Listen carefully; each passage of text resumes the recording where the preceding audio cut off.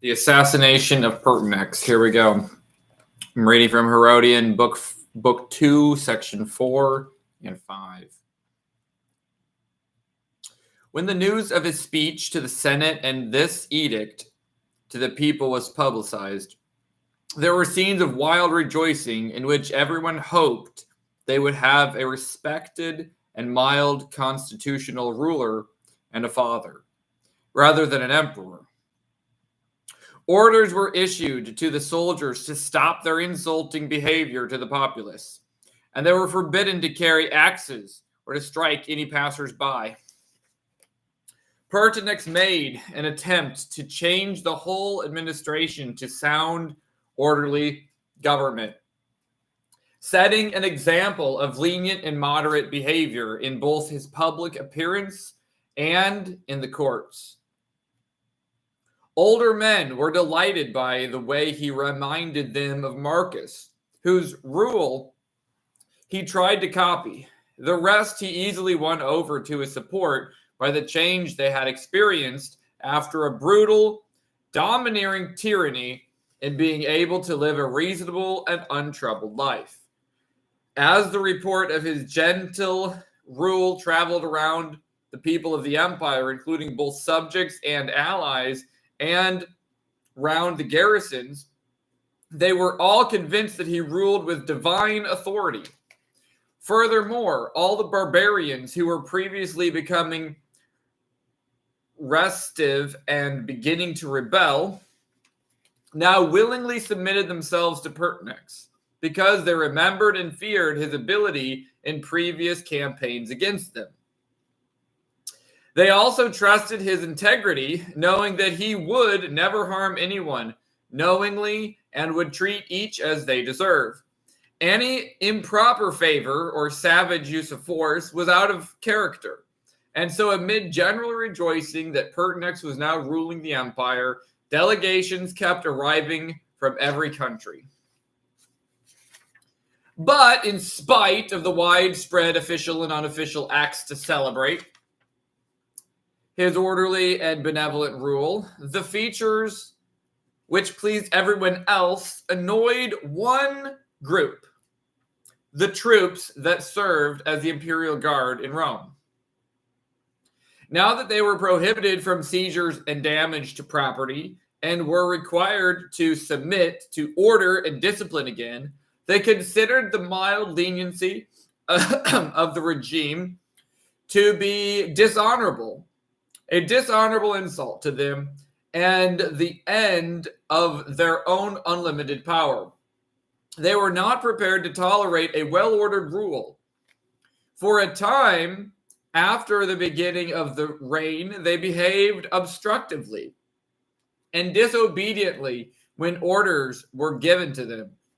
But before Pertinax had completed 2 months of his rule, during which brief period he had transacted a number of sensible and valuable reforms which raised the hopes of his subjects, an ill chance put a blight on everything and reversed the trend by preventing the completion of some magnificent scheme of aid for the subjects of the empire. The first of his projects was to make over to private ownership all the land in Italy and the provinces which was not being farmed and was lying completely fallow, and lots depending on the recipient's requirements and ability to work it. Even if the land was part of the imperial estates, the man who could farm and cultivate it was to become the legal owner thereof. Farmers were given complete tax immunity for 10 years and permanent security of tenure. Pertinax also gave orders that his name should not be inscribed on imperial property on the grounds that it did not belong to the private estate of the emperor, but to the general public treasury of the Roman Empire. He remitted all the customs tariffs which had been devised under the tyranny of Commodus as a ready source of money from traffic on the rivers, in the city harbors, or on the arterial roads. all of which were now restored to their former freedom from taxes. Pertinax planned even further reforms for the benefit of the people of the empire, as far as can be observed from his general policy. He had banished informers from Rome and issued orders for their prosecution throughout the empire because he did not intend to allow anyone to become entangled in malicious or unfounded charges. All men, especially the Senate, believed they would now lend contented lives free from fear. So modest and unpretentious was Pertinax that although his son was by now a grown lad, he did not bring him to live in the palace, but left him in the family home to be educated and carry all his activities at his usual schools and gymnasia as a private citizen like everyone else without any imperial pomp and show. Section 5. While men lived in this happy state of well-ordered government, the soldiers of the guard alone were upset about the prevailing conditions and longed for the old life of riotous, drunken behavior under the tyranny which they could plunder and terrorize. They therefore plotted to get rid of Pertinax because he was annoying, an annoying thorn in their flesh, and in his place to find someone who would let them behave with complete license and immunity as they had done before. And so, while conditions were completely peaceful and the people were off their guard, they made a sudden rush from the camp at midday without any apparent reason for their angry attack. They charged into the palace with their spears ready and their swords drawn, throwing the emperor's attendants into confusion by their surprise and unexpected move. Being outnumbered and unarmed against a large force of armed soldiers, every one of these men deserted their posts at the outer door of the palace and the other entrances and fled. A few who remained loyal told Pertinax of the intrusion and advised him to escape and rely on the people to help him. Although Pertinax was not persuaded by those who advised him to find an easy way out of his present difficulties, in his opinion, it was an undignified and cowardly act, unworthy either of an emperor or of his own previous life and behavior. Refusing, therefore, to run away or hide, he met the issue face to face and went out to parley with the soldiers in the hopes of persuading them to desist from their present wild impulses. So he left his room and faced the soldiers.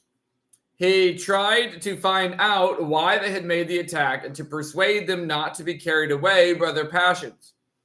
Even then, he kept his moderate, noble expression and his appearance of imperial dignity by showing no sign that he was afraid or flinching from the danger, or that he was begging for mercy. "My death," said he, "at your hands is of no great consequence. I am an old man and have lived a long and distinguished life. Every man's life must come to an end sometime.